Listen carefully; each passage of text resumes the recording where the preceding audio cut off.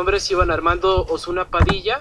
A lo largo de esta sesión estaremos platicando acerca del síndrome de desgaste proteico energético, entidad clínica reportada con amplias prevalencias en la población con RC. Un poco de historia acerca de este término. En el 2008, la Sociedad Internacional de Nutrición Renal y Metabolismo propuso la adopción del término Protein Energy Wasting como nomenclatura unificadora y punto de partida hacia un mejor conocimiento y tratamiento de los problemas nutricionales en el paciente con RC.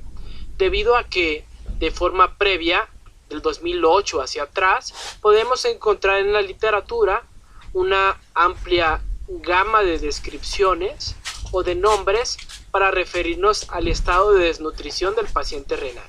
Podemos encontrar en la literatura el término de caquexia, de malnutrición, de síndrome de malnutrición, inflamación, aterosclerosis o de desnutrición proteica, entre otras. En español nos referimos a esta condición como desgaste proteico energético. Podemos definir el síndrome de desgaste proteico energético, o DPE por sus siglas, como una entidad patológica única en donde confluyen alteraciones puramente nutricionales con algunas otras condiciones catabólicas. Lo definimos como un estado patológico donde hay un descenso o desgaste continuo tanto de los depósitos proteicos como de las reservas energéticas, incluyendo la pérdida de grasa y de músculo. El desgaste proteico energético es el resultado de la interacción de múltiples factores que alteran de forma directa e indirecta el metabolismo proteico y energético. Se han identificado algunas alteraciones presentes en el paciente con RC, sobre todo en los mecanismos adaptativos a la inanición.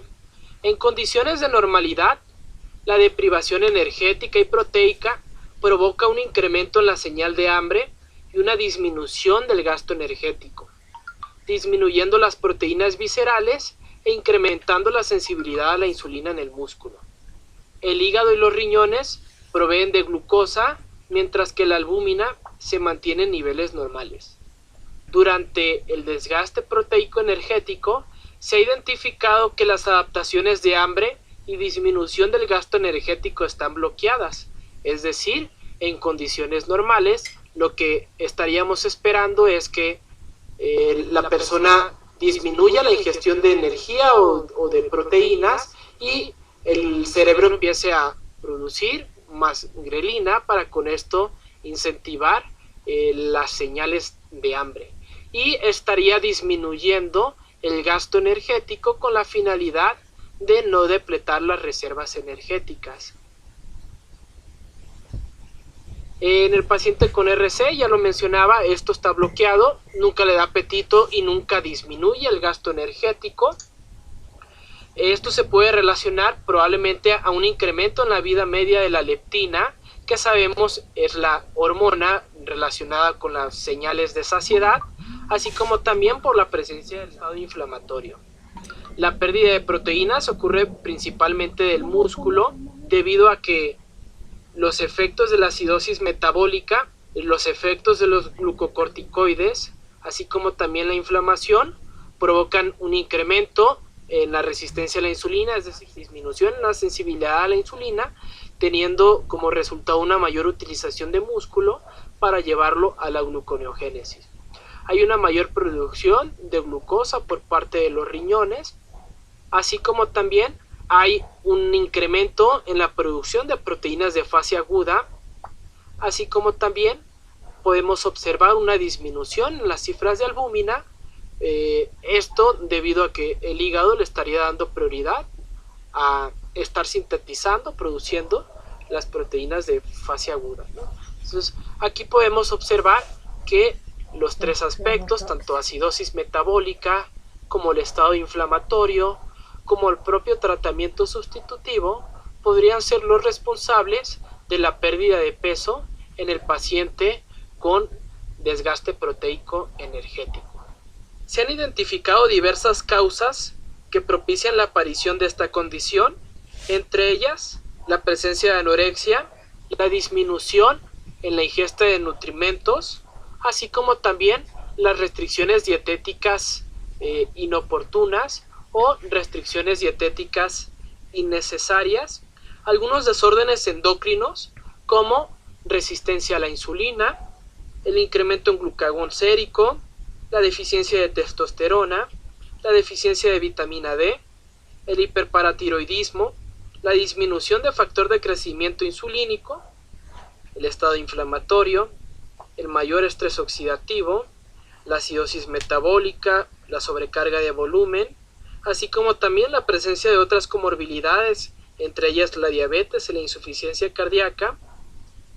Eso, sumado a las pérdidas de nutrimentos en los tratamientos en hemodiálisis y diálisis peritoneal, suelen desencadenar este desgaste proteico energético, el cual generalmente es el conjunto del síndrome urémico, del hipercatabolismo, del estado de malnutrición, así como también del estado inflamatorio, pudiendo observar como resultado disminución en las cifras séricas de albúmina, de peralbúmina y de algunos lípidos, incrementos en proteína C reactiva, disminución en el peso corporal y en el índice de masa corporal.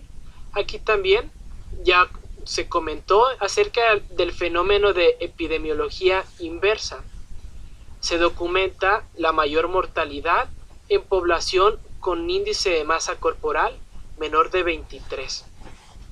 Disminución en las reservas de grasa corporal o un estado de sarcopenia caracterizado por disminución de masa muscular con mantenimiento de la grasa corporal.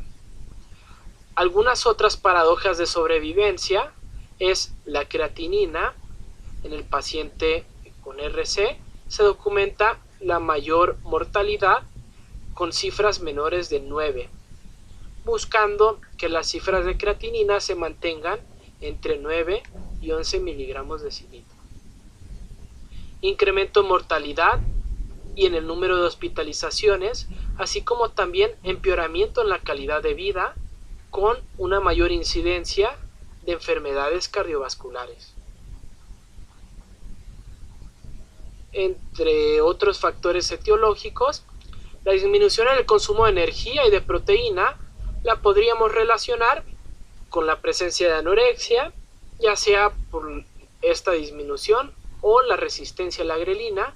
Asimismo, se documenta incrementos en la colecistoquinina, la cual se relaciona con saciedad temprana, así como también anorexia por el propio efecto de las toxinas urémicas. Disminución en el consumo de energía por restricciones dietéticas, por alteraciones en órganos involucrados en la ingesta energética, en aquellos pacientes que cursan con disfagia, entre otras alteraciones, por la presencia de depresión, o bien por la incapacidad para preparar alimentos. Otro factor etiológico es el hipermetabolismo, este incremento en el gasto energético. Se reportan incrementos hasta el 20%, dicen algunos otros autores, en el gasto energético durante la sesión de hemodiálisis, así como también hasta el 20% en presencia de complicaciones como hiperparatiroidismo, diabetes descontrolada, inflamación y desgaste proteico energético. Desórdenes hormonales, resistencia a la insulina provocando un mayor catabolismo, incremento en las hormonas contrarreguladoras de la insulina, incrementando de nuevo el catabolismo proteico. La acidosis metabólica, el sedentarismo o la disminución en la actividad física, la disminución en el anabolismo, ya sea por la disminución en la ingesta energética, por la resistencia del eje hormona de crecimiento, factor de crecimiento insulínico, por la deficiencia de testosterona, así como también por bajas concentraciones de hormona tiroidea. La presencia de comorbilidades tiene un impacto directo en la aparición de DPE y todos los aspectos que involucra el tratamiento renal sustitutivo, como pérdidas en los líquidos dializantes, la inflamación relacionada al tratamiento, el hipermetabolismo relacionado a la diálisis, así como también la pérdida de la función renal residual.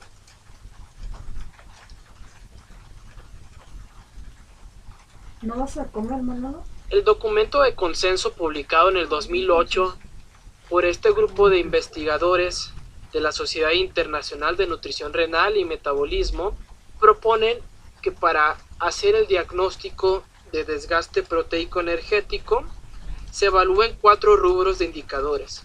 Se evalúe la ingesta dietética, los valores de laboratorio, se realiza una evaluación de la composición corporal, específicamente de la masa muscular. En lo que respecta al rubro de los bioquímicos, se proponen 3 marcadores, ya sea que el paciente cumpla con una albúmina menor de 3.8, una prealbúmina menor de 30 miligramos o bien un colesterol menor de 100. En lo que respecta a masa corporal, evaluar el índice de masa corporal, cumpliendo el criterio de desgaste aquellos que tengan un IMC menor de 22 y sean menores de 65 años o menor de 23 aquellos que son mayores de 65 años. Aquellos individuos que han cursado con pérdida de peso involuntaria, categorizada como una pérdida igual o mayor de 5% en 3 meses o igual o mayor al 10% en 6 meses, sin que esta pérdida haya sido a expensas de edema.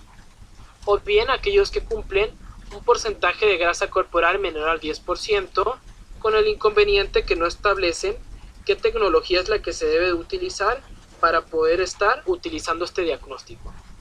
Los criterios de masa muscular es evaluar la presencia de desgaste, lo cual lo interpretamos como una disminución igual o menor del 5% de la masa muscular en los últimos 3 meses o igual o mayor al 10% en los últimos 6 meses. Es más práctico en la clínica poder utilizar el área muscular del brazo, el cual el criterio sería una reducción mayor del 10% respecto al valor del percentil 50 para el área muscular del brazo corregida, o bien una disminución en el aclaramiento de creatinina si tenemos un resultado basal. Para poder utilizar el rubro de ingesta es necesario evaluar con diarios de alimentos o con recordatorios de 24 horas la ingesta de energía y de proteína. Ingestas menores a 0.8 en el paciente con tratamiento sustitutivo, hemodiálisis o diálisis peritoneal, o menores de 0.6 en el paciente con prediálisis, o bien un consumo menor de 25 calorías kilogramo durante al menos 2 meses serían criterios sugerentes de desgaste proteico energético. Lo necesario es que el paciente cumpla al menos uno de 3 rubros para poder ser clasificado.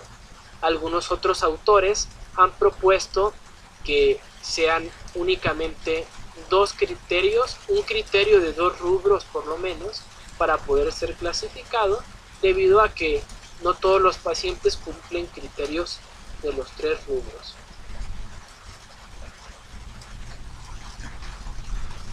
Algunas otras medidas o herramientas que nos pueden sugerir que el paciente cursa con desgaste proteico energético son algunos valores de laboratorio que nos sugieran la presencia de desnutrición, como transferrina, colesterol, urea y creatinina, aunque su interpretación depende de algunos otros factores no nutricionales, como la presencia de inflamación, de estrés oxidativo, reservas de hierro, enfermedad hepática y función renal residual.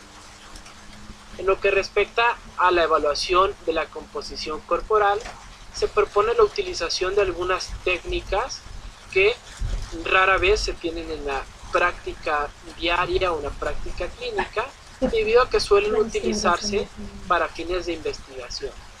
En este caso, tecnologías como bioimpedancia o DEXA o bien bioimpedancia con análisis de vectores pudieran ayudarnos a identificar a aquellos pacientes con musculatura disminuida. Las herramientas de tamizaje, como la evaluación global subjetiva y el score de malnutrición e inflamación, han mostrado ser métodos capaces de identificar a los pacientes con riesgo de desnutrición. Los criterios diagnósticos generales son los que mencionamos en la diapositiva anterior, pero si el paciente no cumpliera los 3 criterios de los 3 rubros y cumpliera con alguno de estas propuestas, pudiéramos pensar que si tiene o cumple los criterios diagnósticos de BPE. Es decir, es aquí donde debemos utilizar el juicio clínico para decidir si tiene o no tiene desgaste. En lo que respecta a ingesta dietética, se propone la utilización de algunos cuestionarios de evaluación del apetito, como el cuestionario ADAT, cuestionarios de frecuencia alimentaria, o bien hacer una medición del gasto energético por calorimetría indirecta para con esto corroborar que mi paciente está en un estado hipermetabólico.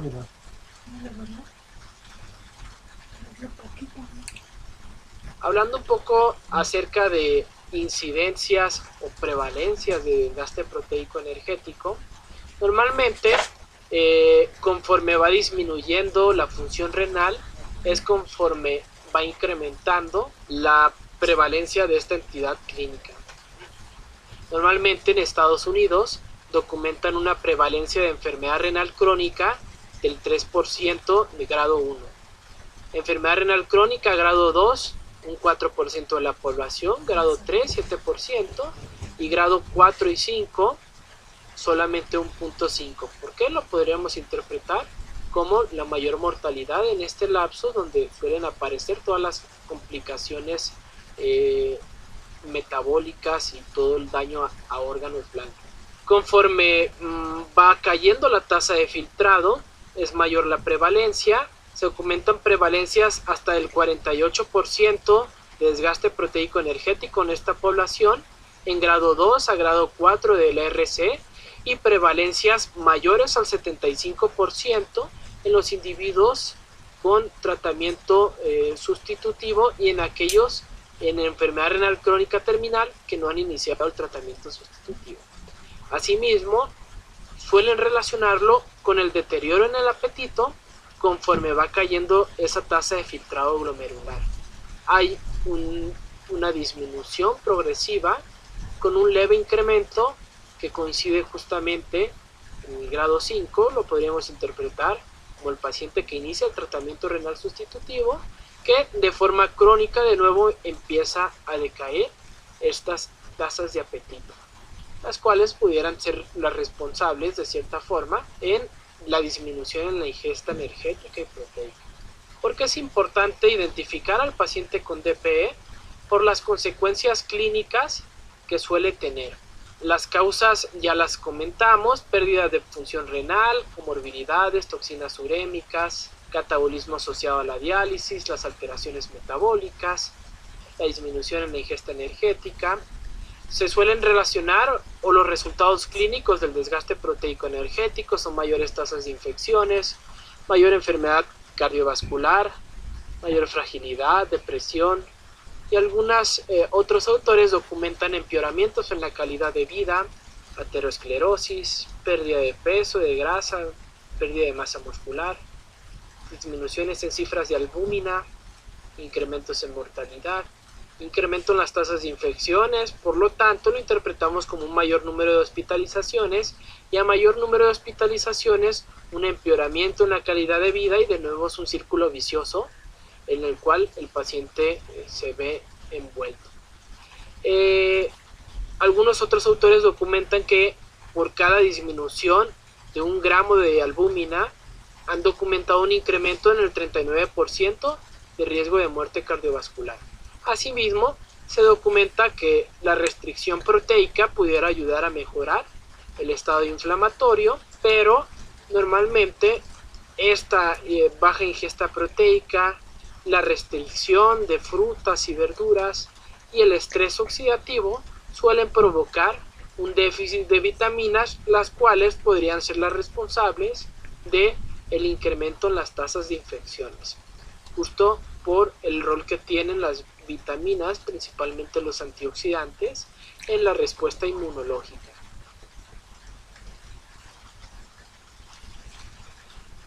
Una vez que identifico al paciente con DPE, es importante iniciar algunas estrategias dirigidas a resolver o mejorar esta condición. Algunos autores proponen la utilización de suplementos orales nutricionales o de las fórmulas poliméricas que solemos encontrar en el mercado de suplementos en México. Se propone que para lograr una suplementación correcta es conveniente brindarle al paciente los suplementos separados de las comidas para que esto no interfiera en el consumo óptimo de sus alimentos. Preferentemente que sea 1 o 2 horas después de haberlos ingerido. Es importante también en aquellos pacientes que están sometidos a algún tratamiento sustitutivo, principalmente hemodiálisis, poder brindarlos durante el tratamiento sustitutivo para con esto prevenir las alteraciones en el metabolismo de las proteínas asociadas al propio procedimiento, es decir, atenuar las pérdidas de proteína que se suelen presentar durante el tratamiento sustitutivo. La mayoría de los pacientes podrían verse beneficiados de una colación nocturna o de un suplemento, ya que algunos autores documentan que pueden ayudar a reducir el tiempo de ayuno nocturno. Recordemos que son pacientes que tienen resistencia a la insulina, mayor periodo de ayuno, mayor catabolismo proteico. Es conveniente preferir suplementos con alta densidad energética y contenido proteico en los pacientes que tienen tratamiento sustitutivo, y en aquellos que no lo tienen, buscar fórmulas cuyo aporte de proteína no sea tan elevado. Algunos autores documentan principalmente mejorías en las cifras de albúmina, en el peso corporal, en la masa libre de grasa, en la fuerza de empeñadura o en valores de dinamometría.